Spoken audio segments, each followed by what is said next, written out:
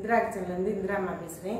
இன்றைக்கி நம்ம என்ன செய்ய போகிறோம்னா ப்ரெட்டை வச்சு வெஜிடேபிள்ஸ் சாண்ட்விச் எப்படி செய்யலான்னு வாங்க வீடியோக்குள்ளே போய் பார்க்கலாம்.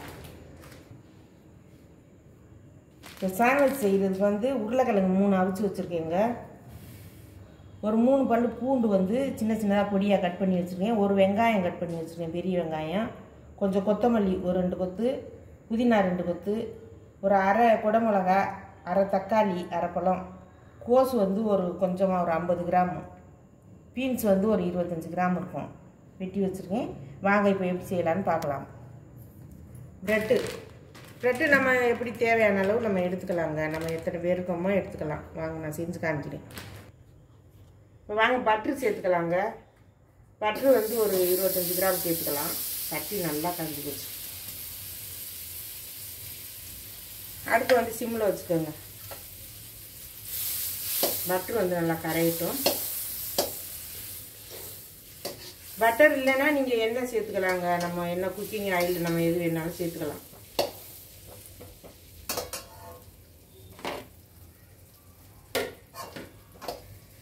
கவனமாக பாருங்கள். நான் என்னென்ன ஒரு சிலதெல்லாம் நான் காமிக்கலை. சோயா சாஸ் அதெல்லாம் நான் போடும்போது எப்படி பண்ணுறேன்னு கவனமாக பாருங்கள்.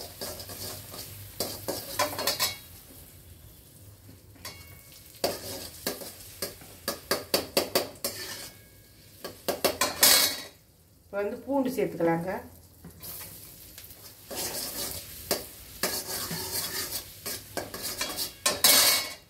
பட்டர் மெல்ட் ஆனோடனே பூண்டு சேர்த்துக்கோங்க ஃபஸ்ட்டு.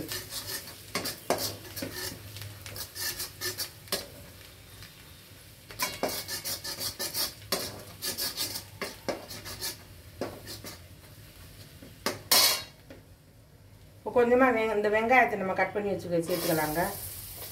அடுப்பை கொஞ்சம் ஏற்றி விட்டுக்கலாம்.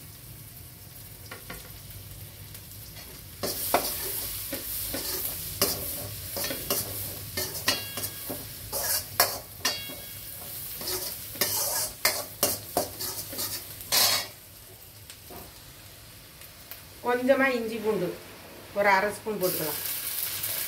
இஞ்சி பூண்டு விழுது.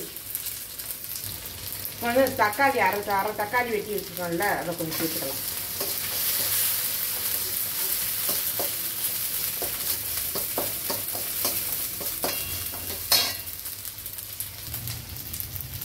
ஒரு அரை ஸ்பூன் அளவுக்கு உப்பு, கல் உப்பு சேர்த்துக்கலாங்க. ஏன்னா தக்காளி வெங்காயம் மட்டும் நல்லா வதங்கணும், அதுக்காகத்தான். குடமிளகா சேர்த்துக்கலாம்.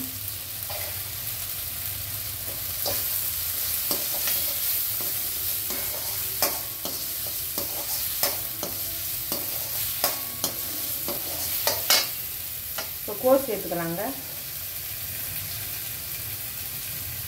கோஸு பீன்ஸு சேர்த்துக்கலாம் சார். ஏன்னா இது வந்து துருவி வச்சுருக்கோம். இது 2 சீக்கிரம் வெந்துடும். உருளைக்கிழங்கு வந்து மசிச்சு தான் போட போகிறோம். கையில் பிசைஞ்சு விட்டுற போகிறோம். வேக வச்சு வச்சுருக்கோம். இது நல்லா ஃபுல்லாக வேக வைக்க வேண்டாங்க. ஒரு 3/4 வேக்காடு வெந்தால் போதும். அந்த ப்ரெட்டில் வச்சு நம்ம சாப்பிடும்போது நம்ம பல்லில் வந்து நல்லா முறமுறன்னு நல்லா கடிவெடுத்து இருக்கு. நல்லா ரொம்ப சாஃப்டாக இல்லாமல் கொஞ்சம் நறுக்குன்னு இருக்கும். சாப்பிட்றதுக்கு நல்லா டேஸ்ட்டாக அந்த அளவுக்கு வேக வச்சுக்கோங்க. ஃபுல்லாக வேக வைக்காதீங்க.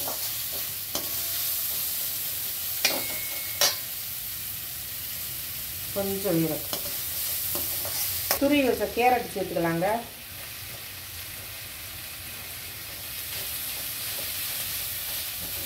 பிள்ளைங்க வந்து இதெல்லாம் நம்ம வந்து பொரியல் பண்ணி கொடுத்தா சாப்பிடாதுங்க. இந்த மாதிரி செஞ்சு பிள்ளைங்களுக்கு கொடுங்க.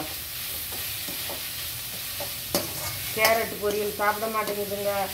குடமிளகா பொரியல் சாப்பிட மாட்டேங்குதுங்க. கோஸ் கூட்டு வச்சாலும் பொரியல் வச்சாலும் சாப்பிட மாட்டேங்குதுங்க. இந்த மாதிரி செஞ்சு கொடுத்துருங்க. நல்லா சாப்பிடுங்க பிள்ளைங்க.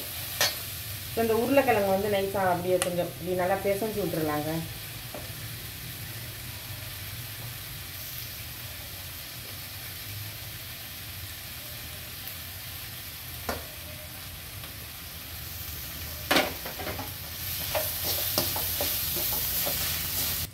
கொஞ்சமாக பச்சை மிளகாய் போட்டுக்கலாங்க. ஒரு அரை பச்சை மிளகாய் வெட்டி வச்சுருக்கேன்.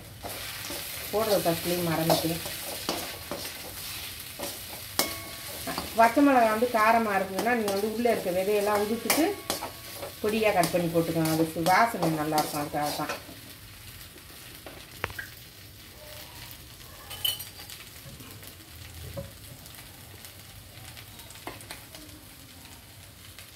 கரம் மசாலா பொடி வந்து ஒரு அரை ஸ்பூன் போட்டுக்கலாங்க.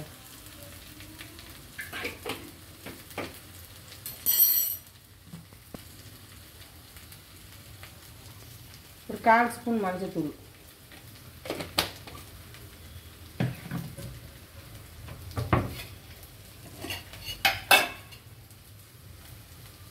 மிளகாத்தூள் வந்து ஒரு 1/4 ஸ்பூன், தனி மிளகாத்தூள். நல்லா அந்த பச்சை வாசனையெல்லாம் அந்த கார ஸ்மெல் எல்லாம் போட்டுருங்க.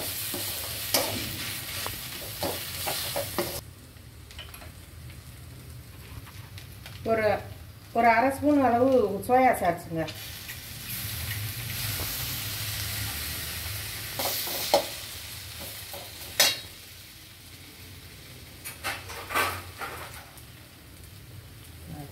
சொல்லே மறந்துட்டு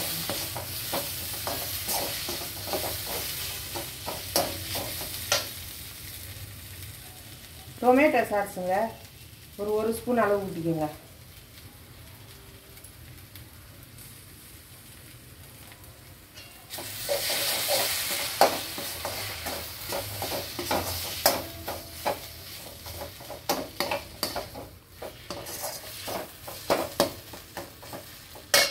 கொஞ்சம்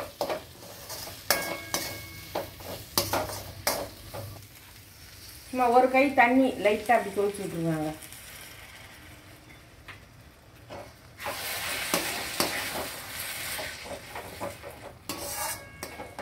நமக்கு உள்ளே வைக்கிற ஸ்டஃபிங் ரெடி ஆயிடுச்சு.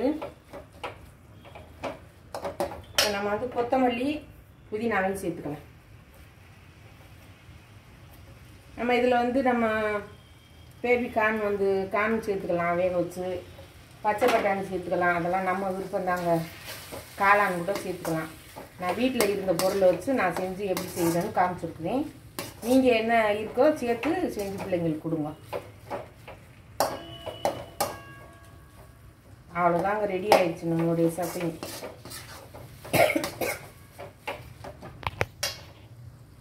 நம்மளுடைய உள்ளே வைக்கிற ஸ்டஃபிங் ரெடி ஆயிடுச்சுங்க மசாலா. இப்போ பாருங்கள், இந்த மாதிரி ஒரு ப்ரெட் எடுத்துக்கோங்க.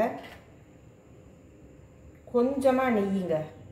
நம்ம ஏற்கனவே பட்டர் போட்டிருக்கோம், அதனால் லைட்டாக நெய் தடவிக்கோங்க. வேணுங்கிறவங்க தடவிக்கோங்க, வேண்டாதுன்னா ஸ்டஃபிங் மட்டும் வச்சுட்டு நீங்கள் சுட்டுக்கலாம். தடவிட்டு ஒரு ஸ்பூன் எடுத்து வச்சுக்கோங்க. ஒரு ஸ்பூனை எவ்வளோ வேணுமோ உங்களுக்கு எடுத்து வச்சுக்கோங்க.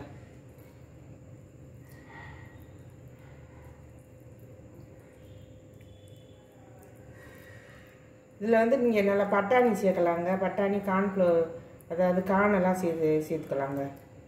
கார்னு இது அது என்னது காளான். இது புரட்டாசி மாதமாக இருக்கிறனால நான் சிக்கனோட நம்ம சிக்கன் மட்டன் எல்லாமே சேர்த்துக்கலாங்க. இப்போ புரட்டாசி மாதங்கிறனாங்க, அதனால நாங்கள் சாப்பிட மாட்டோம். அதுக்காக நான் இந்த மாதிரி செஞ்சு காட்டுறேன். இது நெய் லைட்டாக கொஞ்சமாக 2 சொட்டு அளவு எடுத்துக்கோங்க, போதும் நெய்.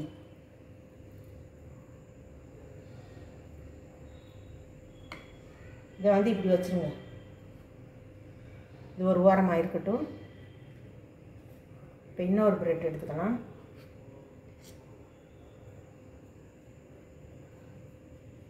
பிள்ளைங்களுக்கெல்லாம் ரொம்ப நல்லதுங்க, நெய் வந்து ஒன்றும் செய்யாது.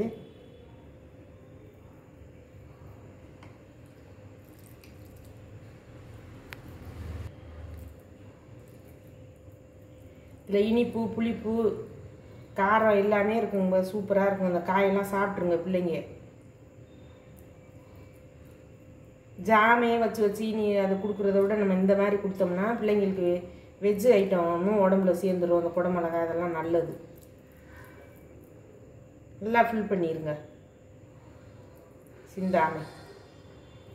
பாருங்கள், இந்த மாதிரி ஃபில் பண்ணிவிட்டு இதை எப்படி வச்சுருங்க. வச்சுட்டு லைட்டாக நெய் தடவிக்கோங்க.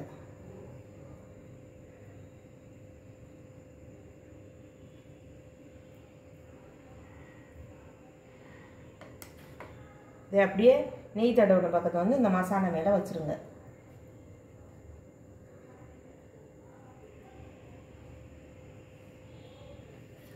வச்சுட்டு வாங்க கிச்சனுக்கு போகலாம். சுட்டு எடுத்து தோசைக்கல் காஞ்சிருச்சுங்க. இப்போ நம்ம இதில் லைட்டாக நெய் விட்டுக்கலாம்.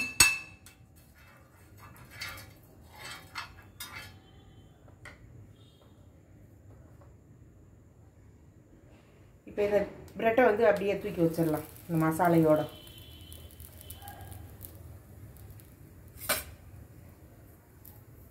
இந்த மாதிரி தோசை கரண்டி எடுத்துக்கோங்க.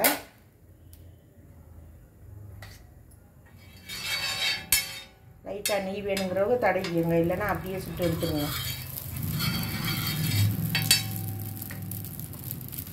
அடுப்பை நல்லா சிம்மில் வச்சுக்கோங்க. இது நல்லா அழுத்தி கொடுங்க.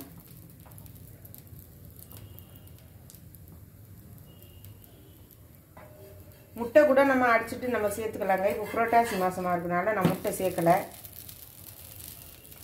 முட்டையை நல்லா கலக்கிட்டு அப்படியே இட்டுட்டு அப்படியே வச்சு நம்ம செய்யலாம். அதுவும் செய்யலாம், சூப்பராக இருக்கும். அதுவும்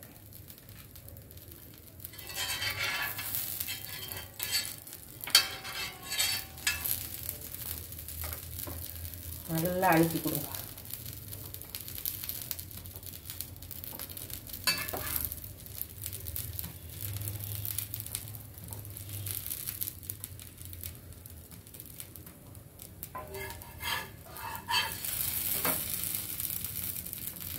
நல்லா 2 பக்கமும் நல்லா முருக வேக வச்சுட்டு எடுத்துட்டு உங்கள்கிட்ட காமிக்கிறேன். இப்போ இன்னொன்று வச்சாச்சுங்க.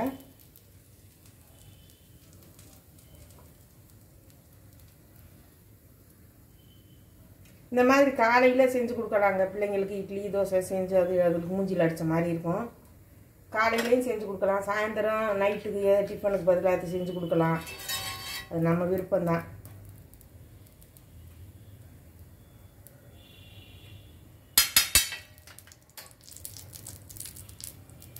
நல்லா அப்படி லைட்டாக அழுத்தி கொடுங்க.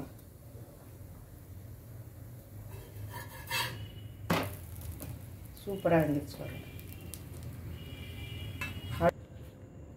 இப்போ பாருங்கள், பிரெட் சாண்ட்விச் செஞ்சு எடுத்தாச்சு. பாருங்கள் எப்படி இருக்காங்க. இந்த மாதிரி